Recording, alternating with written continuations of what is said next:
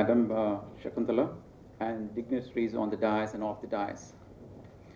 I'm just wondering, what is an audit guide coming and doing and talking on tax? Probably what Mr. Thirumala talked about, how the indirect taxes have actually supported the total budget. It reminds me of the RBI governor talks of the dosha economy. See, why did the prices not going down? Either you blame the batter or you blame the person who's making it. So in a sense, when the prices of oil have been going down, but speaking, the oil price or the fuel price have never gone down. In a sense, we always believe that profit maximization has always been a basis for many of the entrepreneurs. But if you look at the tax, the way this time the budget has come out, and from a perspective, and if I'm an outsider where I'm the user of this, if you really see every aspect of the areas, whether it's the direct tax or the indirect tax, have been touched. Take, for example, if you're, earlier days used to be that, you're always corporate friendly, therefore the budget is for corporates. Today, if you see the budget, it talks about agriculture. It talks about rural backdrop. Now, if you say for fair enough, because, why do we need that? But if you were to see the last 2 years, the agriculture has gone backwards because we are completely dependent on the weather and the rainfall has been deficient. So therefore, the thrust is required from a perspective that we need to boost this agriculture. Because if you were to take Obama's, speech on Indians, we are hungry fed. And fortunately, when Mr. Narendra Modi went and visited him, he was on fast.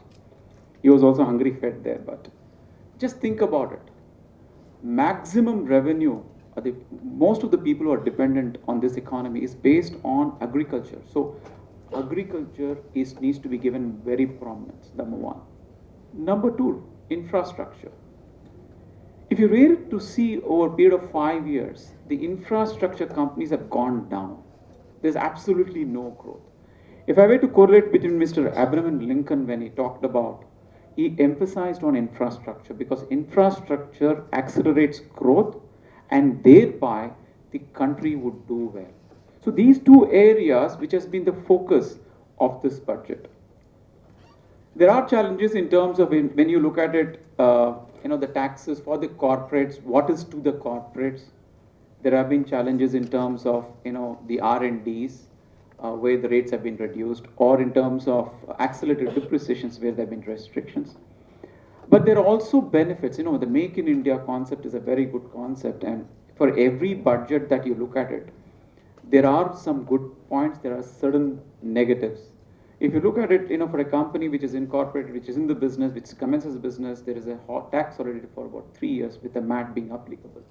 You can always claim that why not exempt him for 5 years? Or for the matter, if there are any patent that has been from India and has been exploited outside, there's a marginal rate of 10% which has been given. Think about it. If definitely the cost is going to go up. So if we were to see this budget, where's the balance? The balance is the rich are going to be taxed heavily. For the guys who are earning more than 1 crore, the surcharge has gone up. But look at the common man side. The withdrawal of PF.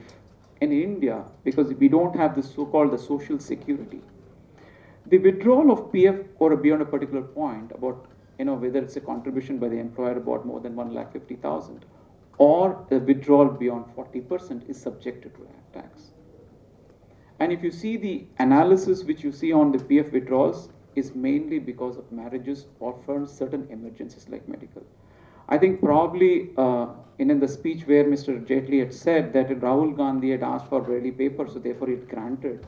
So probably, I think even for the employees should send a note to Rahul Gandhi and says, please consider this 1,50,000 or 40%. I think that's the one way one needs to look at it. But if you were to look at it, I know one of the other things which you should try to learn is the Hindi buzzwords. Like Krish Kalyan says. Right? So there are Pradhan Mantri, Krishi, Sach Yojana and all of that. So therefore, you need to start getting used to those type of says. Very important what they have touched upon. Infrastructure, people who have been earning people who have been buying luxury cars, they need to be taxed.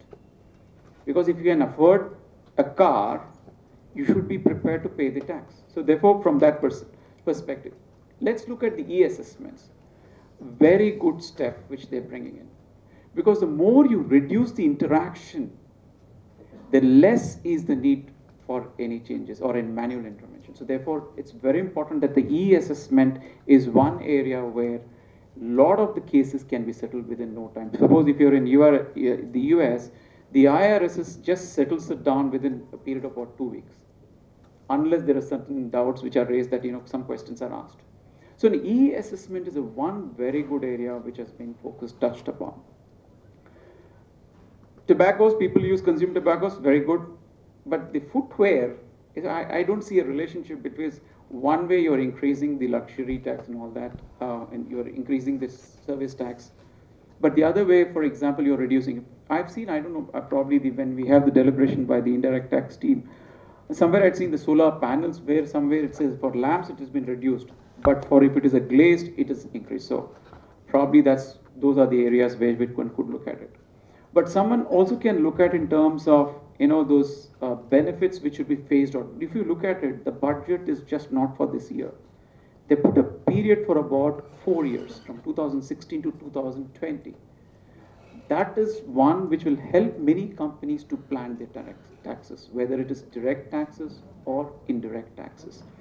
So overall, from a perspective, what does it feel about it? For a common man, he always takes small things like HRA, which has gone about 60,000, or he can have a PF up to 150, he can take the exemption. Or for that matter, if he can up to 5 lakhs, he gets the benefit.